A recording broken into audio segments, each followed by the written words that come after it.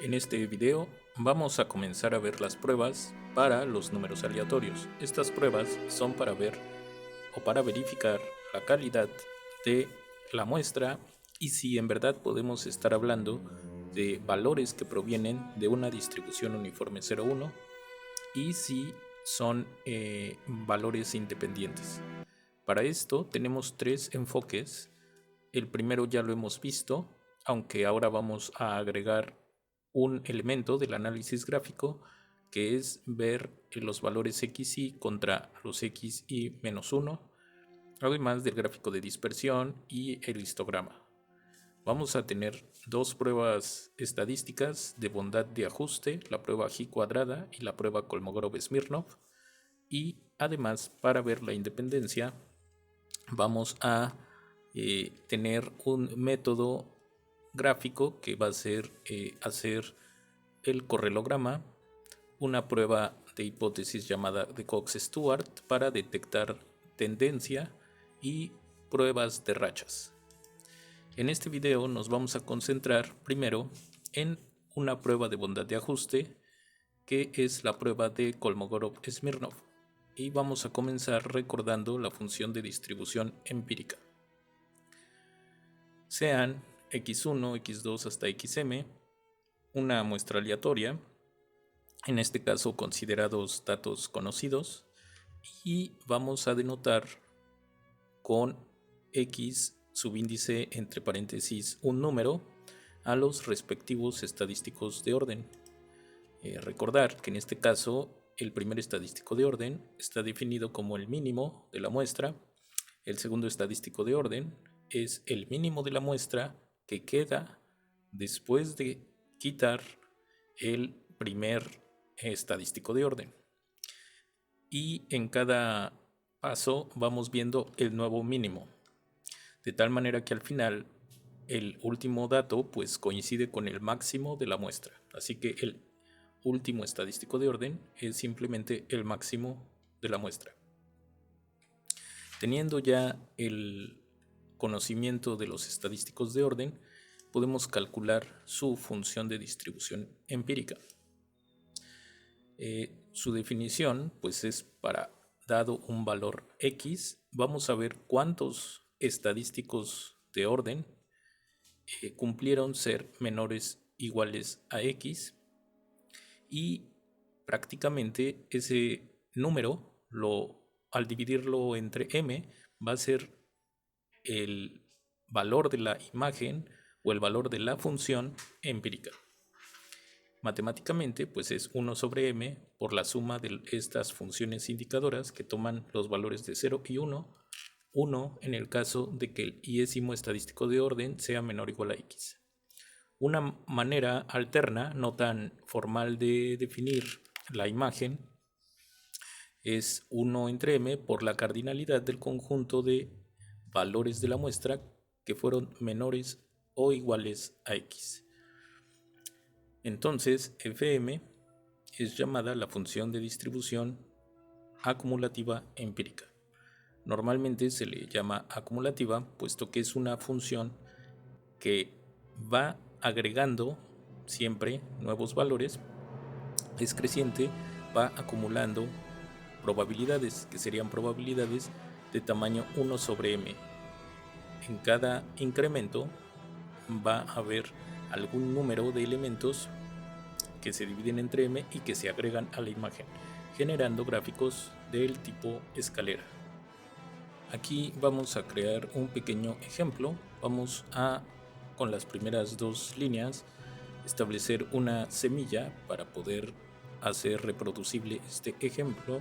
Después almacenamos en este vector algunos datos, le estamos llamando así algunos datos, y bueno, pues aquí podríamos generar algunos valores. Vamos a usar ahorita la función runif para ejemplificar.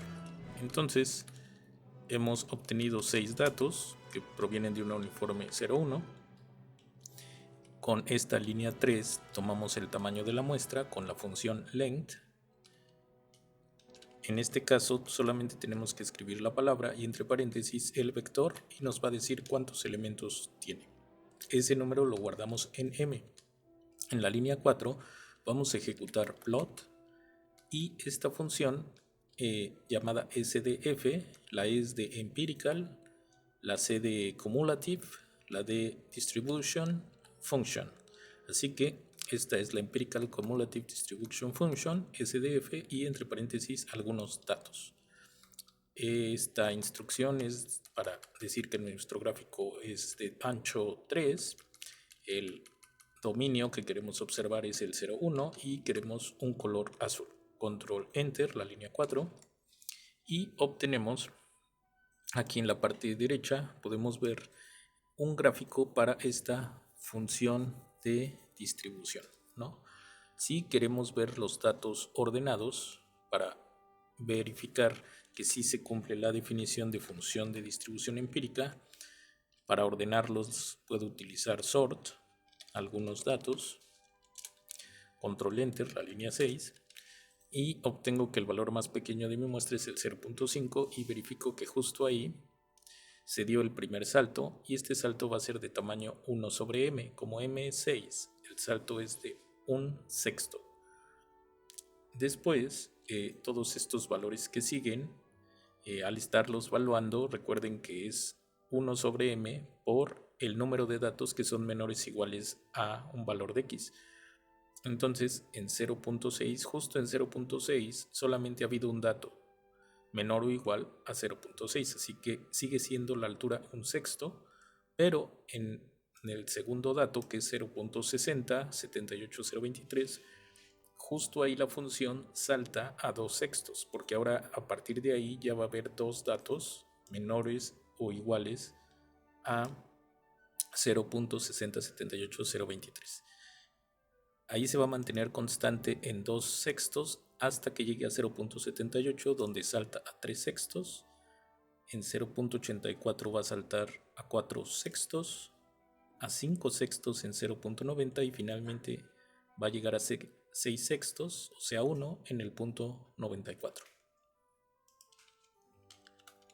Con las líneas 7 y 8, con la línea 7 coloqué dos líneas, una vertical y una horizontal en el 0, 0 como ejes, y con la línea 8 comparo con el gráfico de una función de distribución uniforme 0, 1, puesto que aquí va a ser importante la comparación del gráfico azul con el gráfico rojo. Ahora vamos a platicar de la prueba de hipótesis de Kolmogorov-Smirnov. Y lo primero que vamos a hacer es hablar del estadístico de prueba. Le llamaremos estadístico de Kolmogorov.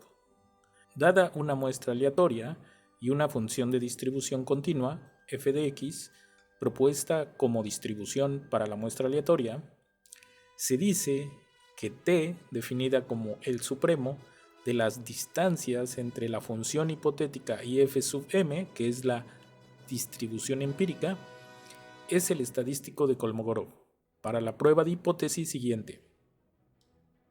Tenemos como hipótesis nula que la muestra proviene de la función de distribución hipotética f de x, contra la alternativa que nos dice la función de distribución de la cual proviene la muestra aleatoria es distinta a f de x en al menos algún valor de x. La regla de decisión va a ser rechazar la hipótesis nula con un nivel de significancia de alfa. Recordemos que tradicionalmente se escoge 0.05, pero en general es un valor alfa.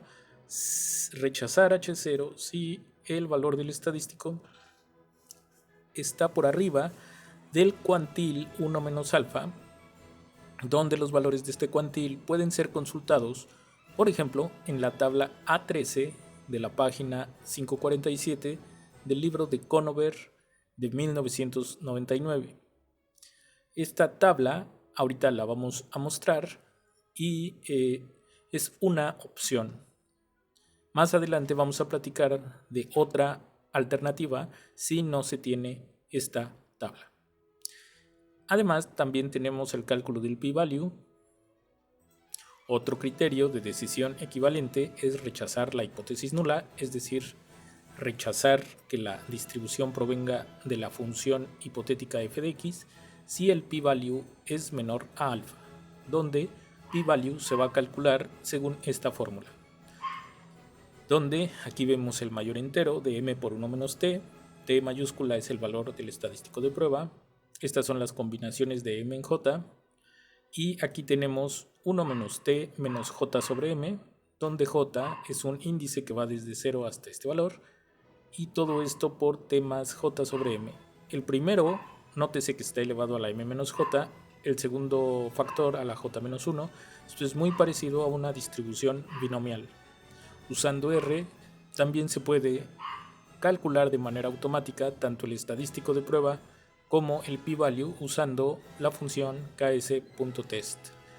Después se coloca el conjunto, el vector de datos, el vector que contenga nuestros datos y el nombre de la distribución. En nuestro caso, la distribución va a ser la de una uniforme 0,1. Esta es la tabla A13 de la página 547 del libro de Conover de 1999, Practical Non-Parametric Statistics, y podemos ver que vamos a poder consultar para estas probabilidades. En particular nos interesa la de la prueba de dos lados, es decir, es igual contra es distinta, y vamos a tomar esta columna tradicionalmente. Si tomamos la significancia de 0.05, entonces nos va a interesar la columna de 0.95 para estos valores de n. Tenemos en esta tabla n desde 1 a 20 en el lado izquierdo. En el lado derecho tenemos estos valores para n desde 21 a 40, donde n es el tamaño de la muestra. Pero si el valor de n es más grande, podemos aproximarlo con esta fórmula que, tomando de nuevo la columna de en medio, sería 1.36 sobre la raíz de n. Aquí abajo, en la indicación de la tabla, bueno, nos dice que esta tabla tiene como fuente el libro de Miller del 56 y se usó con permiso de la Asociación Americana de Estadística. Y en particular aquí hay una mejor aproximación para n mayor a 40. Resulta si n más la raíz de n sobre 10, todo esto elevado a la 1 medio, es decir, la raíz cuadrada de n más la raíz cuadrada de n sobre 10, es usado en vez de raíz de n en el denominador de estos valores. Entonces, esta prueba, o al menos el cálculo de su estadístico, el cálculo del p-value y además una aproximación al estadístico en caso de que no tengamos la tabla, lo vamos a poder hacer con R, pero eso lo veremos en el próximo video.